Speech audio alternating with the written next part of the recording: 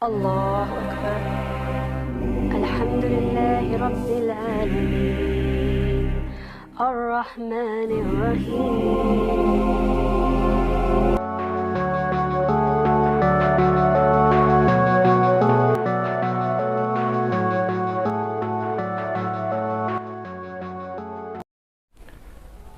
Assalamualaikum warahmatullahi wabarakatuh.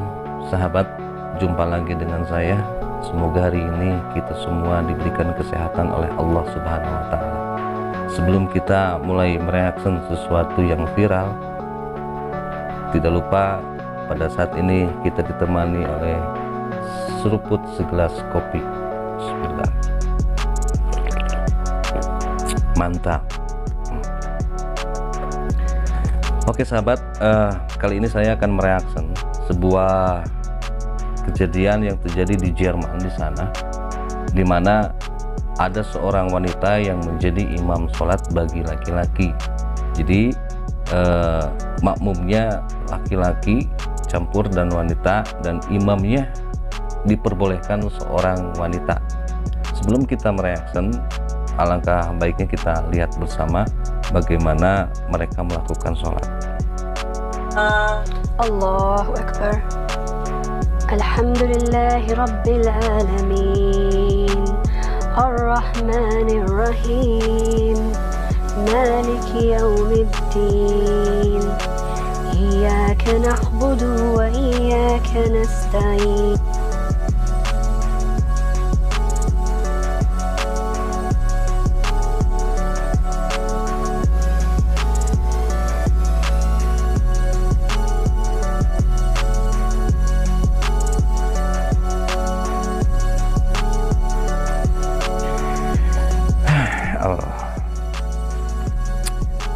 Astagfirullahaladzim. Jadi di video ini kita melihat tayangan, dan ini terjadi di Jerman ya. Seorang wanita hanya dengan kaos ya, dia menjadi imam tanpa pakai jilbab. Ini ada dua persoalan. Pertama, masalah aurat wanita. Yang kedua, masalah wanita menjadi imam dalam sholat. Saya tidak akan komentari dulu masalah jilbabnya, tapi yang jelas kedua-duanya itu melanggar tatanan syariat Islam yang jelas. Kita semua sudah tahu dan mafhum bahwa wanita itu adalah safnya di belakang laki-laki, dan masalah sholat ini sudah jelas ya, sudah tidak bisa digugat lagi kejelasannya dari Rasulullah SAW. Yang menjadi imam itu adalah harus laki-laki, dan makmum wanita di belakang laki-laki. Ini sudah jelas dan aturannya. Jika memang mereka berfilsafat di dalam agama yang disebut dengan Islam liberal ini, Islam yang bebas, yang menyamakan antara gender, menyamakan gender antara laki-laki dan wanita memiliki hak yang sama dan kewajiban yang sama dalam berperilaku ataupun dalam bersosial. Oke, di dalam Islam juga ada semacam emansipasi semacam itu. Allah tidak pernah membedakan antara laki-laki dan wanita di dalam urusan ibadah dan urusan pahala. Tetapi ada satu rambu yang tidak boleh dilanggar baik oleh laki-laki ataupun oleh wanita. Jika filsafat itu bisa merubah tatanan beribadah kita kepada Allah, karena saf wanita dan saf laki-laki ini bagian daripada rukun kita melaksanakan sholat. Salah satu kewajiban kita sah dan tidak sahnya sholat ini dalam penentuan saf tersebut ada di dalam Islam. Nah, kalau memang secara logika wanita bisa dijadikan sebagai imam sholat bagi laki-laki, nanti kita kedepannya juga berpikir, lah ya udahlah, kita rubah saja takbirnya jangan begitu, kita rubah saja rukunya jangan begitu ya. Kalau memang filsafat manusia bisa intervensi ke dalam urusan agama. Ingat sahabat, bahwa ada otorisasi ya, otoritas Allah di sana dan juga Nabi. Ketika melakukan hal yang sifatnya mahdoh ibadah kepada Allah, maka kita jangan banyak bertanya kepada Allah dan juga kepada Nabi. Tetapi yang harus kita lakukan sebagai umat yang beriman adalah sami'na wa ata'na, kami dengar dan kami taat. Tetapi jelas Islam telah memberikan gambaran kepada kita kalau urusan ibadah kepada Allah yang sifatnya mahdoh, farudu ilallah, kembalikan kepada Allah wa Rasul dan Rasulnya.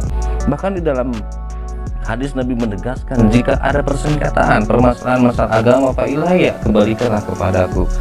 Nah, jika ada urusan dunia, fa antum a'lamu bi umuri dunyakum, kamulah yang lebih mengetahui tentang urusan dunia. Jadi filsafat kita gunakanlah dalam masalah maslahatul mursalah, jangan masuk ke dalam ranah ibadah. Kita tahu iblis itu sebelum diusir oleh Allah dari surga, iblis itu adalah penghuni surga, sama dengan malaikat-malaikat yang lain. Tetapi ketika Allah menyuruh kepada iblis, kepada jin, kepada malaikat untuk sujud kepada Adam, maka fasajadu, semua malaikat itu sujud kepada Adam, illa iblis, kecuali iblis. Iblis itu hanya mempertanyakan kepada Allah, coba jelaskan kepada saya, kenapa saya harus sujud kepada Adam?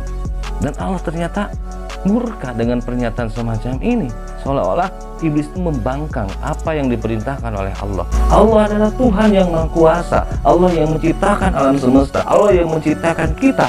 Ketika Allah memerintahkan sesuatu, tidak ada hak kita bertanya terhadap perintah itu. Itu adalah hak prerogatifnya Allah. Ya, ketika Allah tunduk kamu, maka kita harus tunduk dan jangan bertanya. Sedikit saja kita bertanya dan mempertanyakan alasan kenapa Allah melakukan itu, maka iblis diusir dari surga dan menjadi penghuni neraka yang kekal abadi. Begitulah sahabat, untuk masalah ibadah saja, ibadah yang sifatnya mahdoh, yang langsung berdekatan, yang langsung berhadapan dengan Allah, maka di sini sudah ada rambu-rambu yang tidak boleh kita langgar, seperti bacaan sholat dengan bahasa Arab, bacaan sholat seperti bahasanya Nabi, sebab Nabi mengatakan, "Sholu kama ra'aitumuni usolli," sholatlah kamu sebagaimana kamu melihat aku sholat. Nah, dalam kasus seperti ini, dulu saya teringat dengan kebiasaan kita, khususnya di Sunda ya, di Jawa Barat, kalau anak kecil itu pulang ngaji itu membawa Al-Quran selalu disimpan di atas kepala, dengan bahasa Sundanya itu disuhun di atas kepala. Tapi ini memiliki makna filosofis yang tinggi. Orang tua dahulu mendidik anaknya, simpan Al-Quran itu di atas kepala, artinya jadikan Al-Quran itu sumber dari segala sumber, di atas kepintaran kita, di atas filsafat berpikir kita, maka Al-Quran adalah segala-galanya. Kita pintar, kita menjadi orang yang jenius, boleh, tetapi di dalam masalah urusan agama, kejeniusan kita, kepintaran kita harus tunduk kepada aturan Allah, yaitu Al-Quran dan Sunnah Nabi SAW. Jika memang ibadah bisa direkayasa seperti ini, apalah artinya Nabi dan Rasul untuk mencontohkan ibadah kepada kita?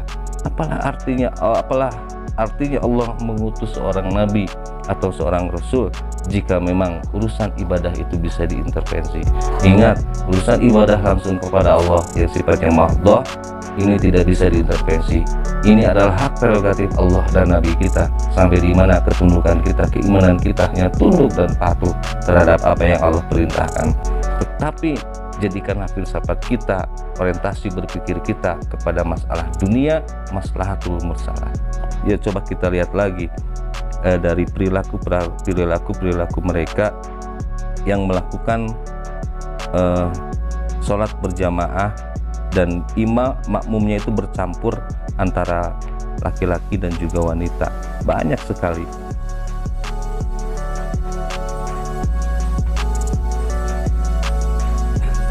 Nah, ini sepertinya ini kejadiannya di luar negeri ya.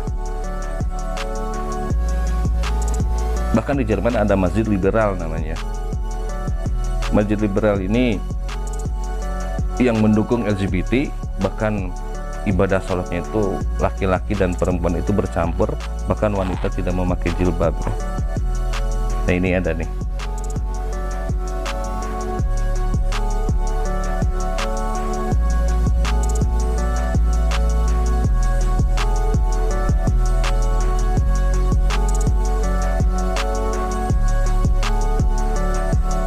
Nah, subhanallah, ini jelas sangat menyalahi syariah ya, sangat menyalahi aturan, dan ini akan merusak tatanan fikih kita ya, tatanan fikih kita yang sudah diatur oleh ulama-ulama kita terdahulu.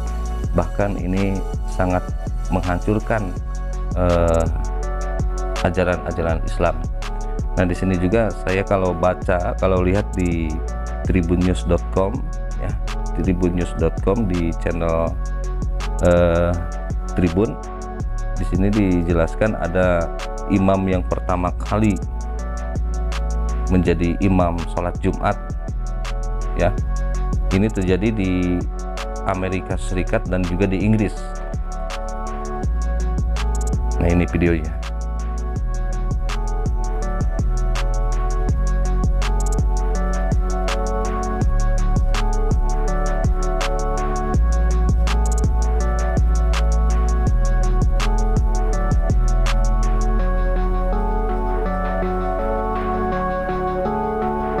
Nah, seorang wanita yang bernama Aminah Wadud ini, beliau seorang profesor dan gelarnya juga doktor, profesor doktor di Amerika Serikat yang sekarang menetap di Indonesia. Dan beliau selalu menggaungkan tentang emansipasi, khususnya di dalam masalah ibadah. Tidak boleh ada lagi rasis ya antara laki-laki dan juga perempuan. Tidak boleh ada kesenjangan sosial, khususnya di dalam masalah ibadah juga. Nah, sehingga muncullah di sini itu istilah-istilah di kita sekarang, istilah-istilah moderasi agama. Seolah-olah kita digiring opini bahwa umat Islam itu harus moderat dalam menjalankan agama. Artinya ada sedikit liberalisasi. Oke sahabat, liberal itu boleh kita gunakan selagi manfaat dalam maslahatul mursalah. Nabi jelas menjelaskan urusan dunia itu fa'antum a'lamu bih, kamu yang lebih mengetahuinya. Oke, jadikan filsafat kita itu dalam mengurus keduniaan. Dan jika memang dalam masalah urusan ibadah, kita sebagai orang yang beriman hanya pantas yang kita katakan kepada Allah, yaitu sami'na wa ata'na.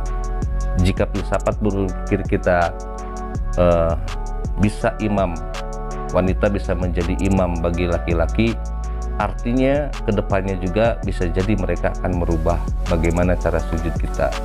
Pasti mereka akan berpikir kita adakan renovasi sujud misalkan, atau renovasi ruku, karena momentum kita lah akan disesuaikan dengan kebutuhan kita. Ruku kita nggak pantas begitulah, lebih baik kita pakai seni ya. Ruku kita rubah, sujud kita rubah, akhirnya akan masuk ke sana ya, akan masuk ke sana, karena ibadah akan senantiasa terus dirubah. Nah, disinilah pentingnya kita sebagai umat Islam karena mereka itu orang yang pintar, profesor, doktor, tapi jelas ya, ini filsafat orang tua dulu, falsafah orang tua dulu, ajaran orang tua dulu. Simpanlah Al-Quran di atas kepala kita, di atas kepintaran kita, di atas intelektual kita. Ternyata ada yang lebih tinggi, yaitu apa? Al-Quran. Maka letakkanlah intelektual kita, kepintaran kita di bawah naungan Al-Quran, sehingga kepintaran kita, kejeniusan kita, intelektual kita bukan untuk merubah ajaran Al-Quran, merubah ajaran Allah, tapi justru intelektual kita, kepintaran kita, Allah sarankan untuk membaca ayat-ayat Allah yang bersifat kauniyah, yang bersifat alam. Harus kita baca dengan kepintaran dan intelektual kita, bukan mengombok-ngombok ajaran Islam, bukan merusak ajaran Islam. Mereka semuanya dulunya bukan dari Islam dari sejak lahir, tapi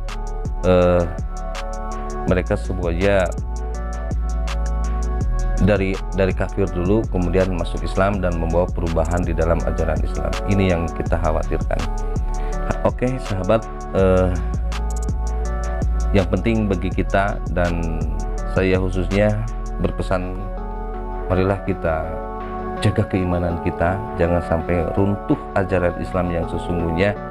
Hanya muncul segelintir orang yang ingin mencoba merubah fikih yang sudah mutlak kebenarannya, merubah Al-Quran, merubah tatanan ibadah kita kepada Allah, karena di sana ada hak prerogatif Allah yang tidak bisa kita bantah, yang tidak bisa kita rubah. Hanya tunduk dan patuh saja kita kepada ajaran Allah. Berbeda dalam maslahatul mursalah, kita bisa berkreasi, kita bisa berinovasi, tetapi di dalam masalah ibadah tidak bisa kreasi dan tidak bisa inovasi. Semuanya harus tunduk kepada aturan Allah dan juga sunnah Nabi kita Muhammad SAW. Semoga kita diberkahi dan harapan kita satu langkah maju Indonesiaku. Wassalamualaikum warahmatullahi wabarakatuh.